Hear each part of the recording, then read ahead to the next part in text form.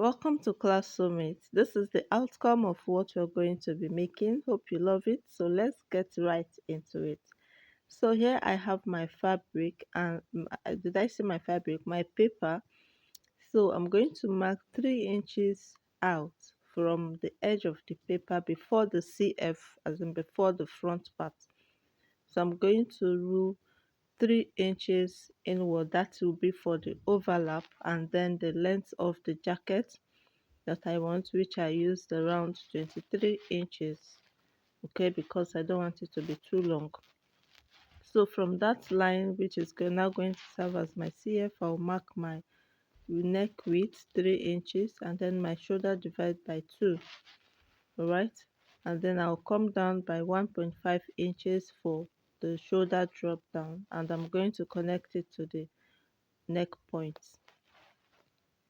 So the neck depth is 3 inches. I use 3 by 3 just for the basic guideline, and I'm going to rule it this way.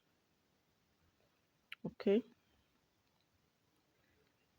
so once that is done, we move over to the next step. All that is needed for you to get your basic measurement. So I'm going to mark my bust line, my waistline, and then the length of the jacket, which I've already marked before, and I'll square them across this way. Okay, so like I'm just trying to get the actual measurement for the waistline, and I'll square it across. And then for the hip line or the length of the jacket, which is not that long, I'll also square it across. Now I'm going to get my bust span divided by 2, that is nipple to nipple measurement divided by 2, and I'll rule a straight line on it. At the waistline, I'm going to mark my dart intake of half inch on both sides. Now this is a jacket, and so we do not need it to be tightened, just half inch on both sides. It's okay.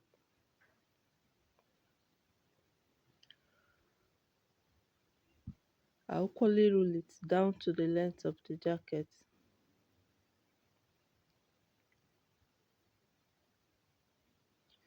Okay, so from the bust line, I'm going to come up by 1.5 inches to get my armhole line. My armhole line 1.5 inches from the bust line. All right, now at this point I'm going to bring down the shoulder line on a straight line, which is just what I marked, to bring it down on a straight line. That is it. So like I was saying, all you need is just your basic measurement, and then you go ahead from there. But I decided to draft from the scratch. I'll locate the midpoint of my armhole, and once I locate it, I'll go in by half an inch to curve my armhole. Now the armhole, I'm going to mark my bust divide by 4. Okay, and then that is how I'm going to connect the armhole curve, or the arm's eye. Okay, so at the bust line also, I'm going to mark my bust divide by 4. At the waistline, I'm going to mark my waist divide by 4. At the length, I'm going to mark my hip divide by 4. Okay, now whatever it is I have on the waistline, the darts, I'm going to add it back. Now while marking this, you can choose to have, there is no seam allowance here or stitch allowance. You can choose to add ease allowance of half inch on all the lines so that it doesn't become fitted, except that is how you want it. All right,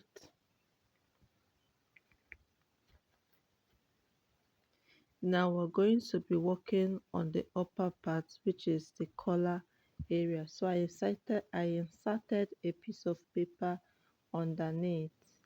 that will help me go up to mark my collar area. Okay, so if you're working with the longer paper, you can choose to keep about 4 inches up. That will help you when you're making yours. So I added paper, but before then I'm going to get my under bust. This under bust line is where I'm going to cut the collar. You can see that the jacket opening is wide at the upper part, so the under bust is where I'm going to cut it for the upper part to be wide open, and that is why I marked that point. So from the neck point I'm going to go up by my by 3 inches, but actually supposed to be by the back neckline. Okay, the measure the back neckline sometimes it's 3.5, sometimes it's 3.2, depending on the person's measurements, but here I use 3 inches. And from where I marked up, I'm going to go back by half an inch. Right, I'm going to go up by half an inch. Now if you look closely at the neck point, I went in by 0.1 line or 0.25, but that doesn't matter. You can just go up by your actual neck measurement, neck depth. So from that half inch at the back side, I'm going to mark 3 inches like so, and I'm going to connect it this way.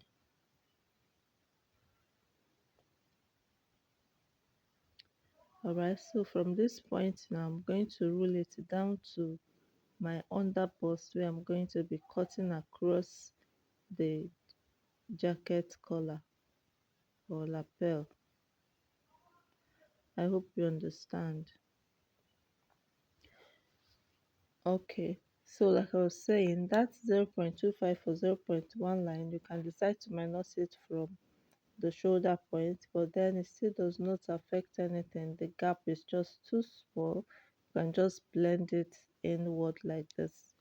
Okay, or better still, use your actual measurement. So from this I'll connect to the under bust, and here I'm going to be marking out the opening for the jacket in front. That is where the overlap or the collar or the lapel, whichever one you understand, is going to be folding, and I will cut inward like so.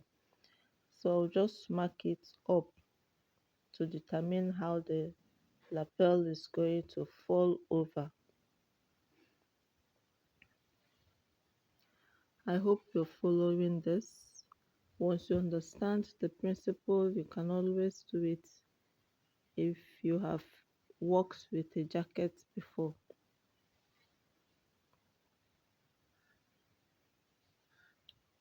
Okay, so all that we're going to do next is to cut, and the cutting part is very necessary, but then we're also going to work at the lower part. Okay, now for the lower parts, for the sharp edges at the lower parts, I came down by 2.5 inches from the waistline. From the waistline I came down by 2.5 inches, and I'm going to connect it towards the dart leg, but not close to the dart leg, not exactly at the dart leg. And this is how I connected it. You can choose to make your own sharper than this by going inwards more. Okay, and then at this side I came down, this is not, I came down by another 1 inch because I don't want the sides to be high. Okay, I wanted it to come down a bit, but let it not be the same line with the front part. This was my initial drawing. You can choose to take your measurements and know how to draw yours. Okay, so like I said before, I came down more, and I'm going to redraw the lines again,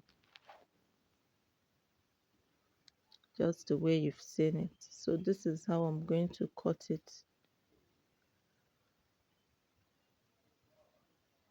I'm only measuring from the side to see the length that I want by the side. All right. So all I'm going to do now, this is just all that we have. Now from this under bust, I went in again because I wanted the lapel at that point to not be wider than the one at the top. Well, later on, I think it was not necessary, but I've already cut it already. If I'm making a second one, I don't think I will cut it this way again. So you can decide either to cut or not to cut it. As for me, I think I'll prefer to leave it the way it is, that the lower part will be wider than the upper part. And that is exactly what I was seeing in the picture. But I just decided that mine is going to be smaller. So we have to cut it this way. Yeah. And this is how it's going to look. Very beautiful, very cutie. Okay, so our front is okay. This is where it's overlapping, right? So the next step is to place it on a fabric and cut. We place on the fabric and cut. Now I decided to cut away the darts for the front. Okay, so all I will do is just to rule it to the shoulder line and cut it away, cut the darts intake away, and I'll cut on the fabric separate and join them together. So after cutting for the front part, I cut two fabrics for each of the parts because I'm going to use the same fabric turn turn it, so I have to cut two for each part. This is how it's supposed to be. Then the other part have two, and this other part have two for the turning. So all I'm going to do is to join the front part, the CF, together. This is the side. After joining, I'm going to use this to join by the side. Now I've already cut the back too. The back is just the basic bodice. Okay, with that, basic bodice with that. The facing for the neckline and facing for the armhole. For the front also, I'm also going to cut the facing for the armhole. So I'll connect it this way, join them the way it is. Alright. Now for the part that I opened inward, there was no allowance for it. And I'm going to join them together. Like I said, I cut a facing for the front armhole and the back armhole. So this is it after joining and ironing. After joining and ironing, this is what you're going to have. I joined the front together, you can see, like so, and that is all that we have. And then go ahead, iron, and determine how you want the overlap to overlap, or the collar to overlap. Okay, and then the next step is to join the sides. Now while joining the side, I'm just going to join it with only the one part of the front, and then use the other part to cover it up. I'll still show us when I'm joining it. I'll just pick one part of the front and join to the side, since I do not have lining for it. Okay, there's no lining for it. So like I was saying, I joined only one part. You can see that this part is still open, so I'm going to use it to turn the seam allowance, and I'll fold it this way, join it to the seam allowance to cover it up. This is a very important sewing technique where you do not have lining, so the only rough edge that is going to be seen is your side seam allowance. So I'll join it this way. By the time I finish, it will not be seen again.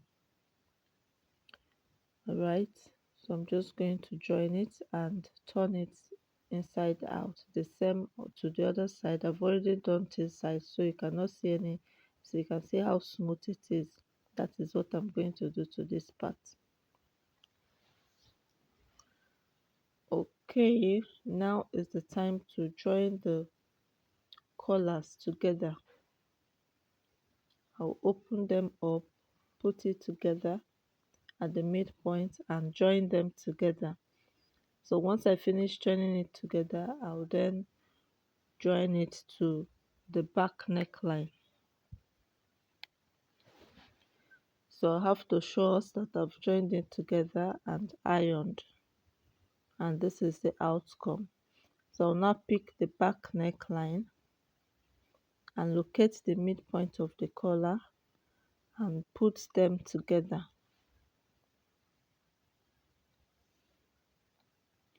Now this is what I'm going to do to the back neckline and the shoulders.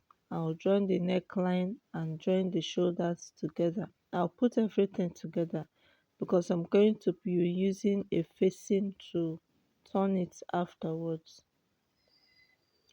Okay,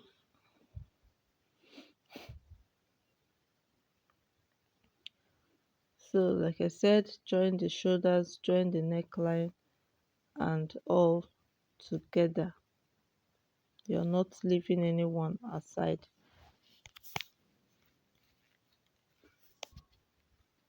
So once I finish joining, I'm now going to use my facing or the facing for the back to turn it.